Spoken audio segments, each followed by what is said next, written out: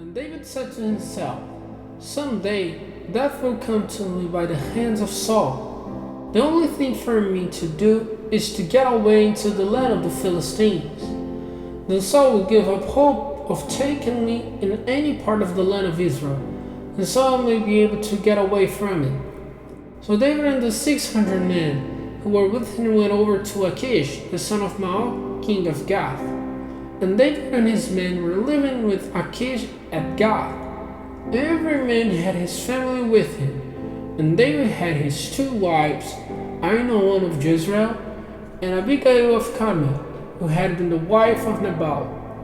And Saul, hearing that David had gone to Gath, went after him no longer. Then David said to Achish, "If now I have grace in your eyes, let me have a place in one of the smaller towns of your land, to be my living place. For it is not right for your servant to be living with you in the king's town." So Achish straightway gave him Ziklag, and for that reason Ziklag has been a property of the kings of Judah to this day.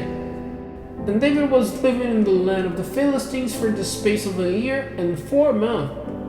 And David and his men went up and made attacks on the Jezreelites and the Jerizzites and the Amalekites, for these were the people who were living in the land from Telan on way to Shur as far as Egypt.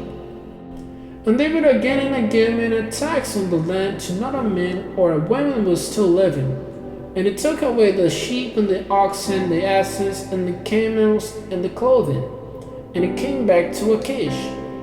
And every time Achish said, "Where have you been fighting today?" David said, "Against the south of Judah, and the south of the Jerahmeelites, and the south of the Kenites."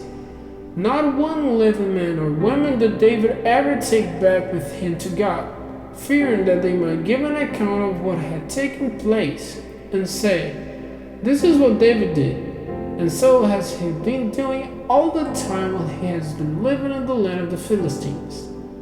And Achish had believed in what David said, saying, "He has made himself hated by all his people Israel, and so he will be my servant forever."